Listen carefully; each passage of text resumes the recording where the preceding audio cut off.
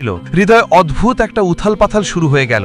ধীরে ধীরে সে বিছানা থেকে উঠে গেল, চুপচাপ সীমার কাছে গিয়ে ওপর থেকে নিচ পর্যন্ত তাকিয়ে রইল। তারপর তার পাশে বসে সীমার চুলগুলো আস্তে আস্তে শোষতে শুরু করলো। হঠাৎ সীমা হালকা করে কেঁপে উঠল।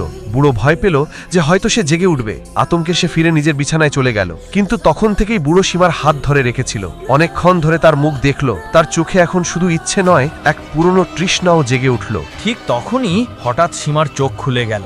সে চিৎকার দিল, কিন্তু বুড়ো তাড়াতাড়ি তার মুখ চেপে ধরল যেন আওয়াজ বাইরে না যায়। তারপর সে হুড়োহুড়ি করে নিজের বিছানায় ফিরে গেল, এমনভাবে শুয়ে পড়ল যেন কিছুই হয়নি। সীমা সম্পূর্ণ রাতভর ভাবছিল, এই বৃদ্ধ লোকটা আমার কাছে কেন এলো, কি করার চেষ্টা করছিল। তার উদ্দেশ্য মোটেও ভালো মনে হচ্ছে না। সে ভয় পেয়ে কাঁপছিল।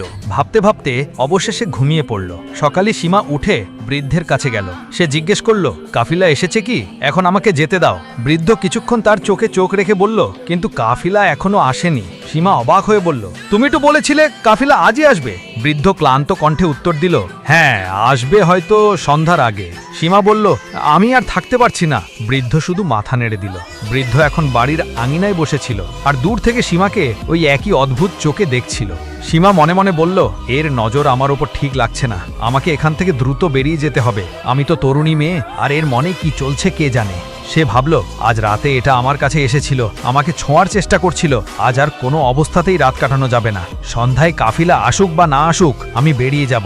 বুড়ো এখনো দূর থেকে তাকিয়ে আছে, একদম এমনভাবে যেন কোনো শিকারী তার শিকারের দিকে তাকিয়ে আছে। সন্ধ্যা হতেই সীমা ওর কাছে আসতেই চলেছিল, কিন্তু তার আগে বুড়ো নিজেই ওর কাছে চলে এলো। বৃদ্ধ বলল, দেখো, মনে হচ্ছে কাফিলা এখন সকাল পর্যন্তই আসবে।